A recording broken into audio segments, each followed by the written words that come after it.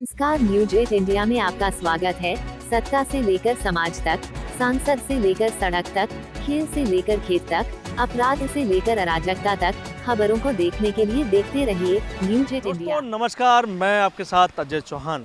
मैं इस समय हूँ कुरुक्षेत्र, उस पावन धरती पर जहाँ पर वीरों ने महाभारत के समय युद्ध हुआ था।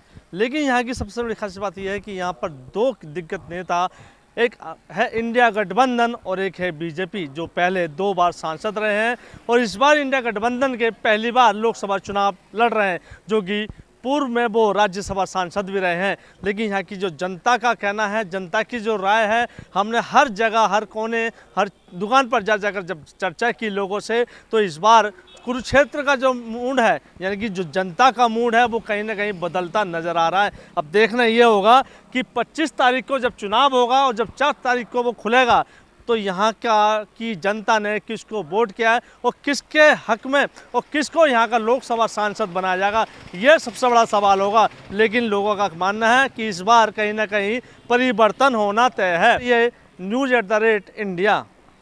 सबसे पहले तो आपके दर्शकों को प्रणाम, नमस्कार।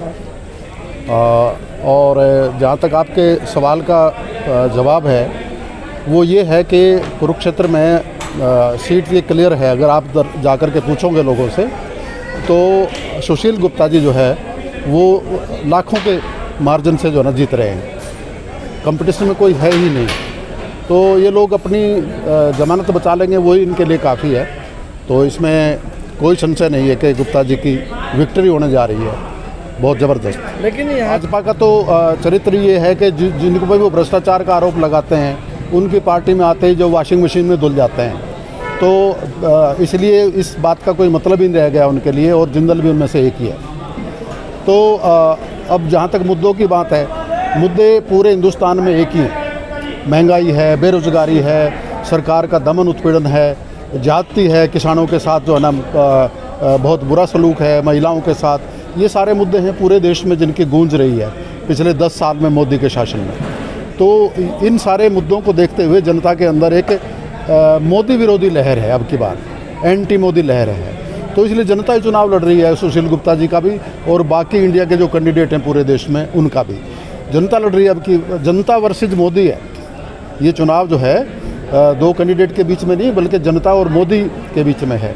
जिस तरह का हरियाणा में भी खट्टर सीएम रहा यहाँ पे 10 साल, उसने कोई वर्ग नहीं छोड़ा, चाहे किसान हो, मजदूर हो, कर्मचारी हो, पटवारी हो, सरपंच हो, आशा वर्कर हो, मिड डे मील वर्कर हो, आंगनवाड़ी वर्कर हो, सबको उन्होंने सबको डंडे मरवाए, सबको जो है ना मतलब सबकी कमर लाल कर रखी है, सब पिटे उन्होंने जो है ना बुरी। इंडिया गठबंधन ने और कांग्रेस ने भी अपने मैनिफेस्टो में लिखा है ये कि हम एमएसपी लागू करेंगे आते, और एमएसपी देना पड़ेगा। अगर कांग्रेस ने भी एमएसपी नहीं दिया तो यही जो है ना मतलब आंदोलन फेस करने पड़ेंगे कांग्रेस को भी। बेशक हम गठबंधन के जो है ना सहयोगी हैं, हिस्सा हैं उसके, आम आदमी पार्टी भी, लेकिन एमएसपी जो है ना किसानों की, वो बहुत लॉन्ग पेंडिंग डिमांड है और वो डिमांड पूरी करनी पड़ेगी, कोई भी सरकार आ जाए चाहे। और शहरी क्षेत्र में कोई अंतर नहीं है। हमारे पास जो रिपोर्टें आ रही हैं उसमें ग्रामीण क्षेत्र में 70% में सुशील गुप्ता जी और 30% में बाकी उम्मीदवार हैं, जो भी आज़ाद और बीजेपी और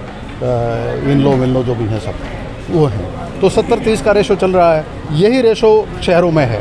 शहरों में सिर्फ फ़र्क ये है कि गांव का वोटर वोकल होता है, वो किसी जीएसटी से, किसी इनकम टैक्स इंस्पेक्टर से, किसी से नहीं डरता। उसने वो पहले खुलेआम ऐलान कर देता है कि हम इस सरकार को हराएंगे और इसको जिताएंगे, इस पार्टी को जिताएंगे।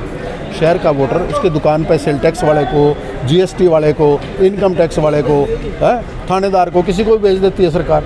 तो इसलिए वो शोर नहीं मचाता, वो बोलता नहीं। लेकिन जितना शहर का वोटर जो है तंग है और उत्पीड़ित रहा है व्यापारी और दुकानदार इस राज्य में 10 साल के भाजपा के शासन में, इतना भारत के इतिहास में कभी नहीं रहा।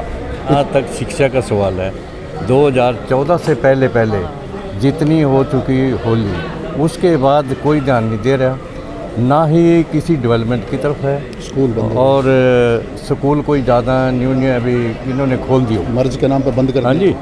और दूसरा ये अपना रेलवे का ही ले लो आप, सारी गाड़ियाँ जो थी एसी बनाने लग रहे हैं। जिस गाड़ी में 24 डब्बे थे, आज उसके अंदर 23 डब्बे एसी, 3 डब्बे दूसरे गार्ड समेत लगा के रह गए। आम जनता के लिए सारी दुखी है, डेली पैसेंजर, आम जाने वाले सभी लोग दुखी हैं इससे। और ज़्यादातर वंदे भारत ये ज़्यादा चला दी, लोगों की तरफ कोई ध्यान नहीं दिया जा रहा है। मैं पूरे भारत की बात कर रहा हूँ, पूरे भारत में यही भारत की तो जहाँ तक ये है, आप पंजाब में जाइए, दिल्ली के अंदर देखिए, वो स्कूल ऐसे बन गए हैं, प्राइवेट स्कूलों के बच्चे सरकारी स्कूल में आके दाखिला होने लग गए। और जहाँ एक शिफ्ट चलती थी, आज 2 शिफ्टें स्कूलों में चल रही है। सबसे बड़ी बात तो ये है कि देश में जितने भी विपक्षी दल थे, देश की एकता और अखंडता को बनाने के लिए एकजुट हो चुके हैं और उस तानाशाह को ख़त्म करने की तैयारी कर रहे हैं, जिसने 350 के सिलेंडर को 1150 तक ले जाके खड़ा कर दिया था, जिसने 52 रुपये वाले पेट्रोल को 100 रुपये पे ले जाकर के खड़ा कर दिया था। उस तानाशाह, जिस तानाशाह ने देश में बेरोजगारी को जन्म दिया, जिसने झूठे वादे किए थे कि हम जनता को हर साल 2 करोड़ नौकरियां देंगे, वो तानाशाह झूठ भी बोला और जनता को प्रताड़ित भी किया। अगर इसने काम किया होता, कहते हैं हम वहाँ मंदिर बनाएंगे, वहाँ मंदिर बनाएंगे। अरे स्कूल कब बनाओगे, अस्पताल कब बनाओगे, यूनिवर्सिटी कब खोलोगे? सरकारी स्कूल खंडहर हुए पड़े हैं, ध्वस्त हुए पड़े हैं, उसमें टीचर नहीं, उसमें प्रिंसिपल नहीं है। गरीब आदमी। नमस्कार, न्यूज 8 इंडिया में आपका स्वागत है। सत्ता से लेकर समाज तक, सांसद से लेकर सड़क तक, खेल से लेकर खेत तक, अपराध से लेकर अराजकता तक, खबरों को देखने के लिए देखते रहिए न्यूज 8 इंडिया।